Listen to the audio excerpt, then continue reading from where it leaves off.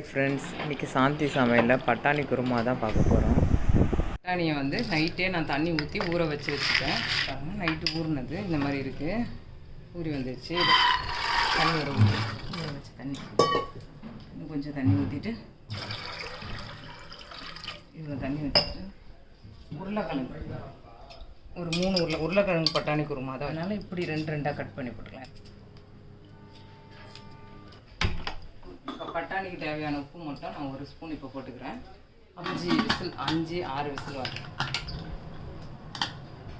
அதுக்கு தேவையான பொருள் பார்த்திங்கன்னா, ஒரு வெங்காயம், 2 தக்காளி, பூண்டு, இஞ்சி இவ்வளோ சைஸு, 3 பச்சை மிளகாய், கருவேப்பிலை, தேங்காய், இவ்வளோ தான். இதெல்லாம் கட் பண்ணிட்டு வந்துடலாம்.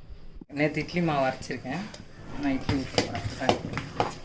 வெங்காயம், தக்காளி, இஞ்சி, பூண்டு எல்லாம் கட் பண்ணின்னு வந்தாச்சு. தேங்காயும் கட் பண்ணி வச்சுட்டேன்.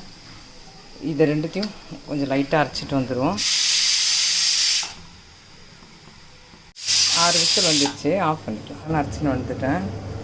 இப்போது தேங்காய் அரைக்க போகிறேன். தேங்காய் கூட முந்திரி 1 ஸ்பூன், கசகசா இதை அரைச்சிட்டு வந்துடுவோம்.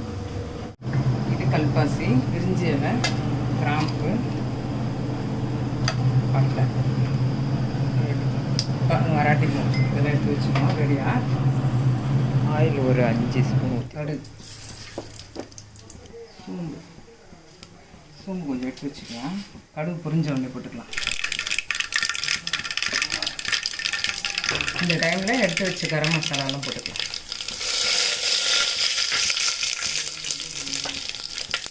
இஞ்சி பூண்டு,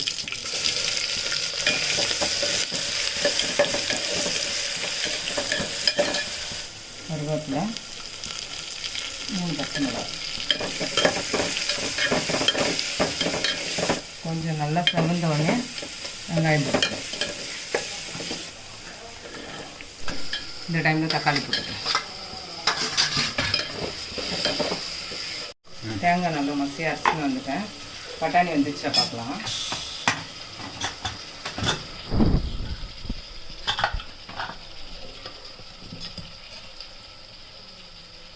நல்லா வெந்துச்சு. உருளைக்கிழங்கு வந்துச்சு. இந்த உருளைக்கிழங்குலாம் எடுத்து வச்சு உரிச்சு மசிச்சுக்கலாம். இட்லி வந்துச்சா பார்க்கலாம்.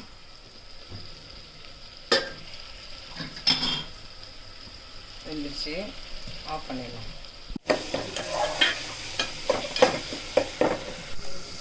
இதில் இந்த 1 ஸ்பூன் மிளகா தூள், ஏன்னா பச்சை மிளகா போட்டிருக்கோம், ஒரு 1.5 ஸ்பூன் போட்டுக்கலாம். மஞ்சத்தூளும் கொஞ்சம் 1/4 ஸ்பூன், அவ்வளோதான். பட்டாணியை ஊற்றிக்கலாம்.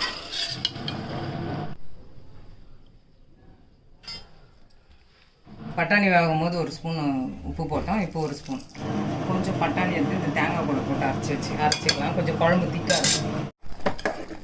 நல்லா கொதி வந்துடுச்சு. இப்போது கொதிச்சிச்சு, நல்லா மிளகாத்தூள் வரைக்கெல்லாம் போயிடுச்சு. உருளைக்கிழங்கு போட்டுக்கலாம். இந்த அரைச்சி வச்சு தேங்காயையும் ஊற்றிக்கலாம். தேங்காய், முந்திரி, கசகசா, பட்டாணி கொஞ்சம் போட்டு அரைச்சி.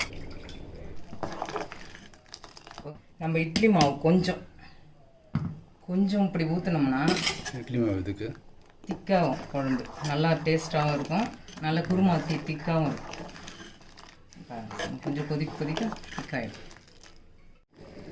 குழம்பு நல்லா கொதிச்சிச்சு. இந்த டைமில் ஒரு 1/2 ஸ்பூன் மிளகு, கொத்தமல்லி,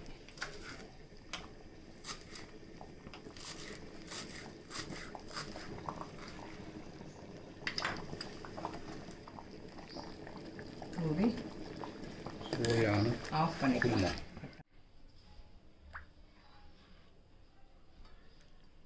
இந்த மாதிரி குருமா இட்லி, தோசை, சப்பாத்தி, பூரி எல்லாத்துக்குமே நல்லாயிருக்கும். இதே மாதிரி வச்சு சாப்பிடுங்க. Thank you friends.